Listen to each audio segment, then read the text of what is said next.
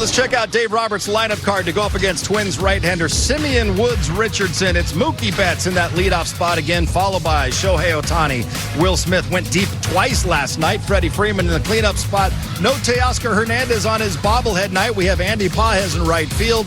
Michael Conforto in left. Ha-Seong Kim at second base. Miguel Rojas at third. And James Outman is getting the start in center field. Jerry, what sticks out? First of all, I love this lineup against a great named pitcher. Simeon Woods, love that. Simeon Woods, SW. Okay, we're going to get you tonight. Simeon Woods Richardson. Yeah, SWR, I know. Will Smith, outstanding season. That will continue. I'm looking down at the order. I'm looking at our third baseman tonight, Miguel Rojas. He continues with that hot bat. I saw some good at-bats out of Mookie yesterday. Want to continue seeing him give us some good at-bats. All right, it is time now for the injury report brought to you by Keck Medicine of USC. In case you missed it at the top of the show, Tanner Scott placed on the 15-day injured list with elbow inflammation. Not a surprise after Scott left last night's game in the ninth inning when he felt a stinging sensation in his forearm. Scott had an MRI today. The team is still awaiting the results, but Dave Roberts said Scott was feeling better today and in better spirits. Alexis Diaz called up from AAA Oklahoma City to take Tanner Scott's place, and Tanner Scott leads the Dodgers in saves with 19. After him, Jerry, you have Alex Vesia and Kirby Yates. They have 3 saves. The Dodgers have already lost Evan Phillips for the season. So who would you turn to in the immediate future right now as that closer? Well, right now we have a closer by committee. Now, all the guys you just mentioned, Vesia's got experience. Obviously, Kirby Yates did it last night, and he's done it throughout his career. When we get the Blake train back, I think he will get the lion's share of the closer duties. But there's one guy, and I'm going to give Dave Vassay credit here. Okay, I was listening to Dave Vassay. He mentioned Ben Kasparius. Yep. I like that option because Ben Kasparius definitely has the makeup, and he's got the stuff to go out there and get 3 outs in that ninth inning. He could be an option as well. Absolutely. I would love to see Kasparius get some opportunities there in the right game situations. But, you know, you get into those deep games and it's those tight situations. It's like you said, Jerry, it's by committee. It's Vesia, it's Yates, those are the guys that are going to pitch the ninth inning, in my opinion, and then you trickle down from there. You know, Alexis Diaz just got called up. I'd love to see him, you know, be back to form to what we've seen in the past out of him. But right now, I really do believe it is Yates and Vesia, but I would love to see Kasparius get some opportunities. I love that you mentioned Alexis Diaz. What a tremendous opportunity for him. A couple years ago, he was dominant all-star. Hopefully, he takes advantage of this opportunity. All right, we'll see if they've been able to unlock something with Alexis Diaz going forward. Still more to come here from Dodger Stadium. Yoshinobu Yamamoto, 5-time All-Star during his 7 seasons in Japan. Just his second year here in the big leagues, coming off his first trip to the All-Star game and getting the start tonight. We've got a game preview with Joe and Oral from the booth coming up next. Dodgers and Twins coming up at the top of the hour. Yoshinobu Yamamoto making his first start of the second half. 7 starts this season where he's allowed no runs. That is the most this season in the National League, looking to have another dominant outing against the Twinkies as we take a look at what's ahead on the Dodgers calendar. The homestand finale is tomorrow, 1 o'clock start time here at the Ravine. Tyler Glasnow will be on the mound. Then the Dodgers hit the road, 3 at Fenway Park beginning Friday against Walker Buehler and the Red Sox, and then on Monday the first of 3 in Cincinnati against another old friend, Gavin Lux and the Reds. Saturday's game will be on Fox, all of the others right here on Sportsnet LA. Dodgers just hoping to build some momentum before they head out on that long 3-city East Coast road trip. All of those series against winning teams, by the way. Right now, let's head upstairs, check in with the guys who will call tonight's game. Joe Davis and Oral Hershiser in the booth with a preview. Hi there, Joe. Hi, John. Dodgers complete win last night, 5-2. How do they turn this win into a winning streak? You know, on the offensive side, I think it's going to be more hits, not as many home runs. You can't concentrate on just hitting home runs. You're going to have to get more than 7 hits. Of those 7 hits, 4 were home runs. They had 1 walk. Need more base runners, a few more guys left on base, and, you know, they were 1 for 4 with runners in scoring position. Let's do a little bit more of that.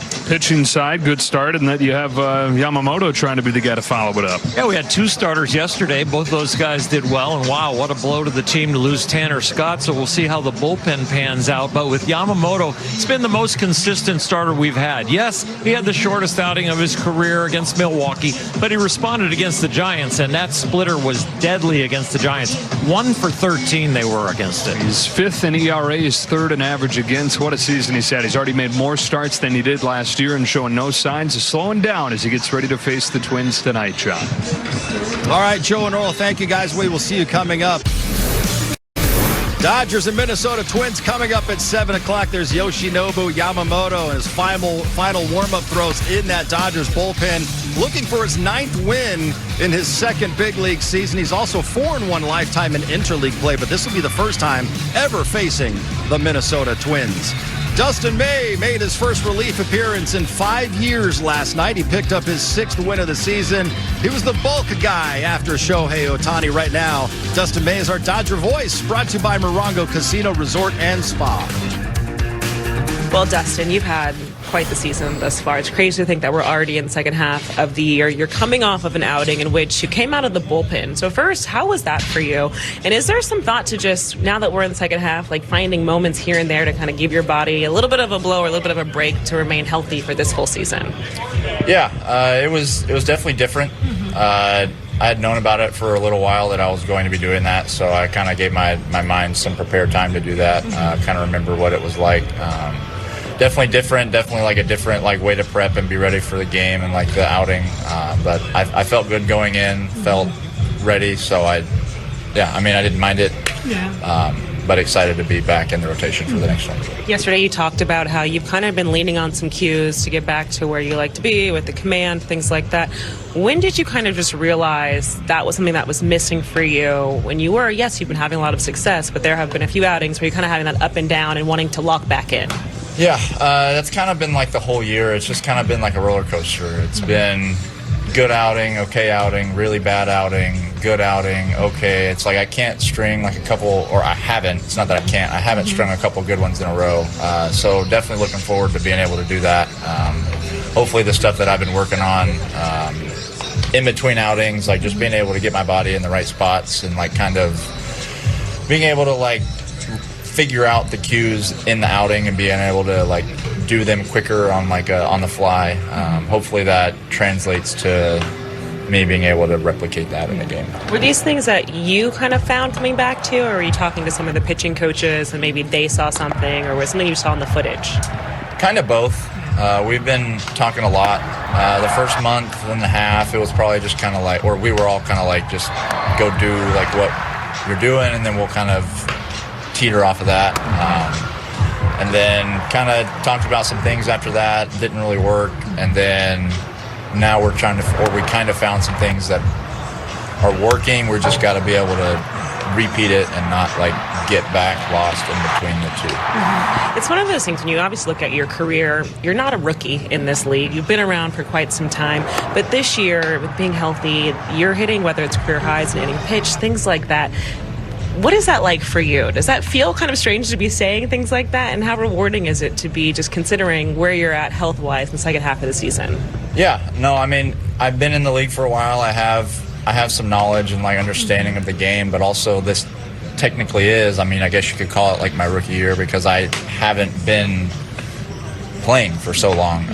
So this is my first in a lot of things. So I'm also going through a lot of learning processes of like the season and like how stuff goes up here and the ups and downs. So there's a lot of good things. There's also a lot of things that I've learned that I'm going to be translating into the rest of my career too. Yeah. How have you found just managing your body right now? My body feels great. So that's definitely a positive. I felt good up until my first TJ. After my first TJ, I never felt good. So like I never was able to like kind of say like, yeah, today was like a good day. But I've had a lot of really good days after throwing. Today being one of them. I feel good coming out of it. So just hoping to translate that to the rest of the year. All right, it's time to call your shot, brought to you by Southern California Toyota, and you never mess with what wins. Last night, the Dodgers won after I went first in calling shots, so I'm going to go ahead and go first again tonight. I'm going to begin with a guy that has homered in 3 consecutive games for the 11th time in his career, but he's never homered in 4 straight games. Shohei Ohtani is going to change that tonight. He's hitting one of the people, Adrian. That's my called shot. Shohei. I love that. I'm going to go with a guy that, came out and said he found something in his swing when he was looking at some videos and working in the cage. And I believe him because when he says it, you got to believe it. So, Freddie, I am listening to you and I am going with you because of what your words have said. So, let's go, Freddie. Show me. I'm going with one of the guys who's been really consistent the last couple months with the bat. I'm going Miggy Rowe. Yep. Huge night tonight. Glove and bat. He has been great in both of those facets of the game with his glove and his bat. We're getting closer to first pitch over the last 12 months. Teoscar Hernandez won a home run derby as well as a World Series championship. He got himself a ring, but he's catching tonight's ceremonial first pitch from his kids. It'll be a pretty special moment for him as well on Teoscar Hernandez bobblehead night. Dodgers and Twins coming up. Off a good night at the plate, hit his 18th home run of the season last night. It looks like his bat's starting to heat back up once again as a big threat in that Dodgers lineup. Well, after a midseason blip in the month of June, Yoshinobu Yamamoto's reverted back to his all-star form here in July. Over his last 4 starts, the ERA is under 2, and opponents are hitting just 157 against him. Jerry, he's going to be looking to continue that dominant run tonight against the Twins. And he understands that fastball command is so important, especially at the knees, in and out, away and into the hitter. When he established that fastball, that split is absolutely nasty to go along with a really good 12-6 curveball. Yeah, his pitch mix is out of this world. His ability to throw the fastball at the corners, keep it down the knees, elevate it when needed, and then be able to follow it with the split, the slider, and the curveball. I mean, when he's got those 4 pitches going, he is really unhittable, and that's what's reflecting those stats that you're seeing there. 1.83 ERA, 0.86 whip, 157 batting average against. I mean, that's because he's had those 4 pitches working. Dodgers are facing Simeon Woods Richardson tonight. Adrian, he's been really good over his last 6 or 7 starts. But if you're a hitter in your major league career, how would you approach a guy that maybe you've never seen before in your career? I mean, the first thing is you look at video, right, and you try to see where he makes his mistakes, and that's where you go hunt him. A guy that you haven't seen him, you always go after his mistakes. You see the video. What pitch does he hang? Does he really not execute arm side or glove side fastball, or does he leave his changeup? Or we saw Shohei on a changeup yesterday, first at bat. Things like that, because that they have tendencies and they will make those mistakes over and over. 100%. And then where does he go when there's runners in scoring position? All right, Dodgers looking to make it back-to-back wins over the Minnesota Twins. Let's send it upstairs. Joe Davis, Oral Hershiser. Guys, take it away. All right, John, welcome to Tuesday Night Baseball on Sportsnet LA. Brought to you by Arco. Teoscar Hernandez bobblehead giveaway tonight. All the folks coming away with Teo bobbleheads as the Dodgers and Twins play the middle game in this 3-game series. We welcome inside Joe Davis, Oral Hershiser, Kirsten Watson joins us in just a moment. That was a lot more like it last night. Been waiting on a game like that. A complete win for the Dodgers, 5-2. Yeah, the hitting, the pitching, the defense, it was all there, and that was a very clean game. Yeah, they traded home runs in the first inning, but the barrage kept coming from the Dodgers side. They can score runs a lot of ways, but 4 home runs did it last night, and then the pitching, a couple of starters piggybacking. Dustin May was outstanding. Ohtani only came out because he's building his pitch count, and the defense chimed in, especially in the last out. And as they try to turn that win into a winning streak and a series win, Yoshinobu Yamamoto has the ball. Well, we just love it when he pitches out there. He's going to see that split finger, and it is going to be devastating again. These Twins do not hit that pitch very well. They're middle of the pack in MLB. Watch for the fastball, the curveball, and the split. Those are his 3 main pitches about 80% of the time.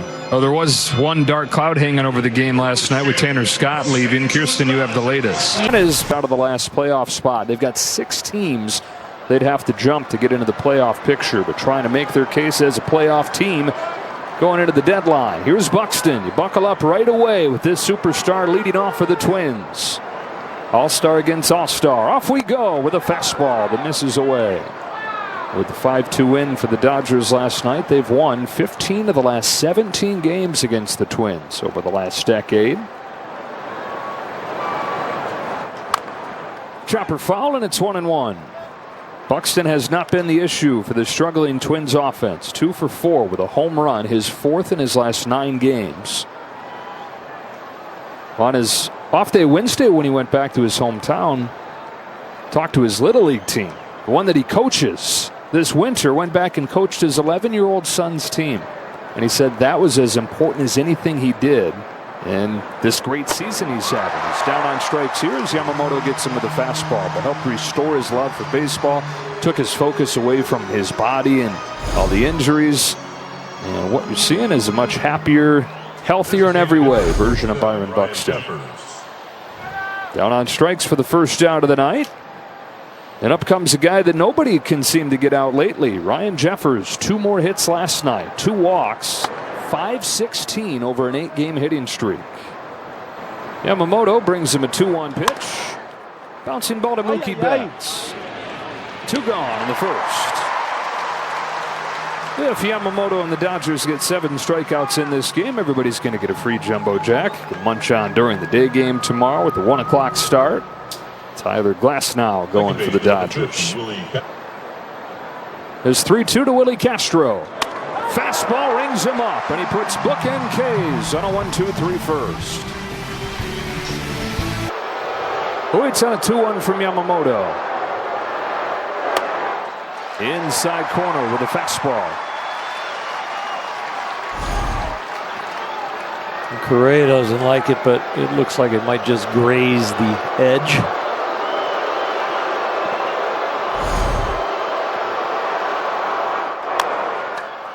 Weekly hit along third, no play for Miguel Rojas, and an infield hit for Correa.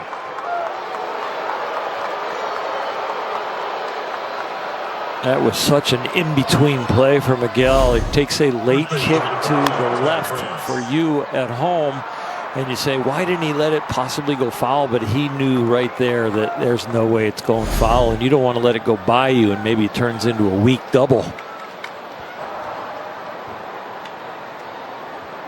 Last 2 pitches, heaters in the middle of the plate, and he's getting foul balls on him. He might decide to throw a split here or something else. Slider. Throws most of his sliders to righties.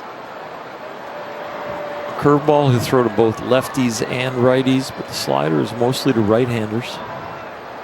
It's not a bad pitch here after 2 fastballs near the middle.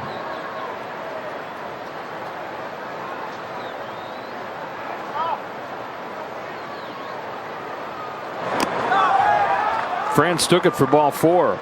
10 pitches and coaxes the walk. First and second, nobody out. Let's check in with Kirsten. Thanks, Joel. When it comes to Yoshinobu Yamamoto, Dave Roberts was saying that where he was struggling in the first half really was getting that first pitch strike. He is someone who they often talk about. He has such incredible command, but there are times where he was just being a little bit too fine. And so they had a conversation with him, and they wanted him just to get starting going earlier in the game, be aggressive from first pitch, not allowing himself to kind of ease into the game. So that is a really big focus for him as well for the second half, guys. Came out firing in this game, Kirsten. 1-2-3 in the first, but 2 on and nobody out here in the second. Matt Wallner, left-handed slugger, takes away. Wallner reached all 4 times yesterday. He and Royce Lewis were 7 and 8 in the order, and together they were on base 7 times, but didn't. And his 3-2 fouled off,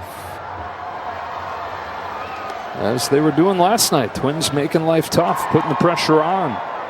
Talking to Rocco Baldelli before the game yesterday, he said to me, I don't know if we're going to win, but I know that it seems like anytime we come here, our guys play up.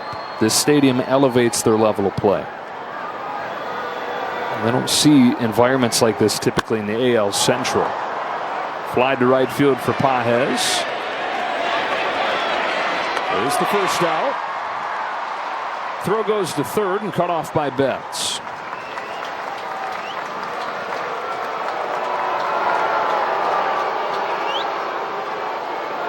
So 21 pitches for Yamamoto to get the first out of this second inning, but now finds himself in a spot where a ground ball could get him out of it.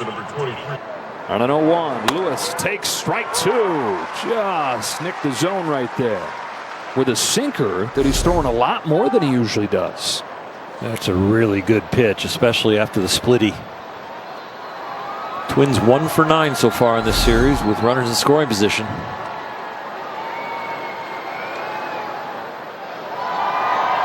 Yamamoto's 0-2. Chopper left side. Rojas ricochets to Betts. Throw to second wide, and everybody's safe. Twins on the board first as Correa steps on home.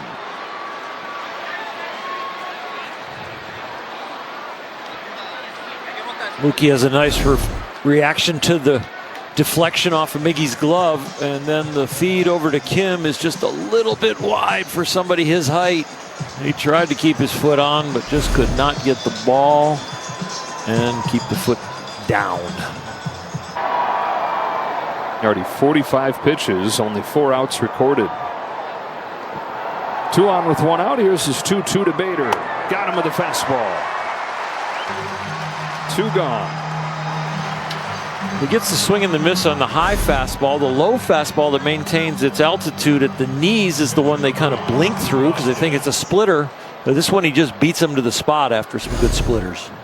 Third strikeout for Yamamoto. 4 away from Jumbo Jacks. First and second with 2 gone for the catcher, a 9-hitter, Christian Vasquez. Went into his last start Sunday at Coors Field. 4 for his last 50. The 1-2. Ripped to left center field. Headed for the gap. Outman won't get there. Vasquez delivers out of the 9 spot. Francis in to score. Lewis is headed home. He'll score as well, and it's 3-0 Twins.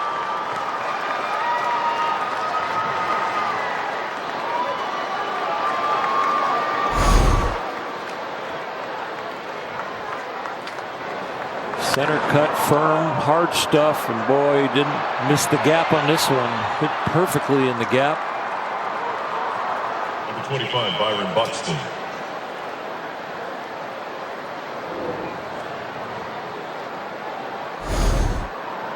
Three for the Twins here in the second. Bottom half of the order once again. The only difference from last night is that they were able to cash in on the traffic. Buxton struck out his first time.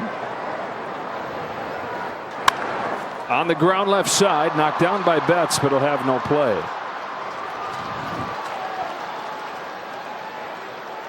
They're getting the leather on the ball on that side of the infield. They just can't capture it.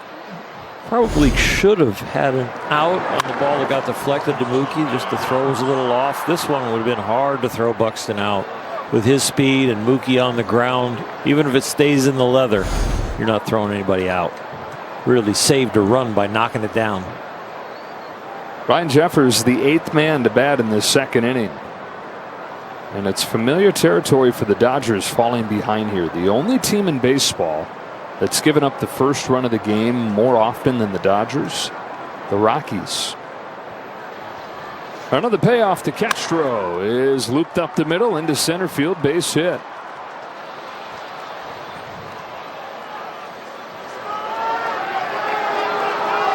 Number 4, Carlos Correa.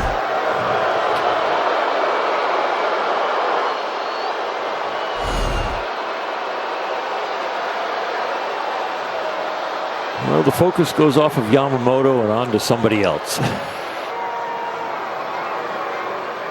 Castro off first, decent speed, not going.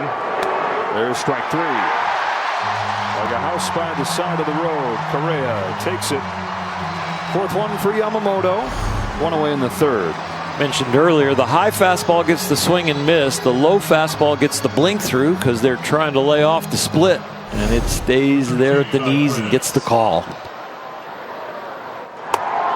Strikes him out. Back-to-back Ks. Looking on fastballs. Just the fastball finding its way to the corner. At the knees to Correa. This one outside corner. Number 38, Matt Wallner. The 7 innings that he went against San Francisco, he did that on 91 pitches. Castro runs this time. Got a good jump and a better throw, and he's out. Will Smith puts it on a dime once again. Whether he's hitting home runs or dreaming of not just being a big leaguer, but of being a Twin. Here he is. They drafted him twice to make that reality happen. Drafted him out of high school. He went to college instead.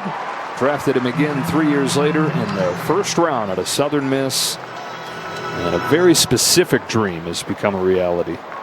Number 23, Royce Lewis. One gone in the fourth for Royce Lewis. Reaches out, hooks his ball to left field. Pages is, Conforto's back to catch it. 2 out. But a lot like another first overall pick of the Twins in Buxton, just the injuries. Been such a bummer, keeping him from having consistent greatness 12, that he's made clear is there.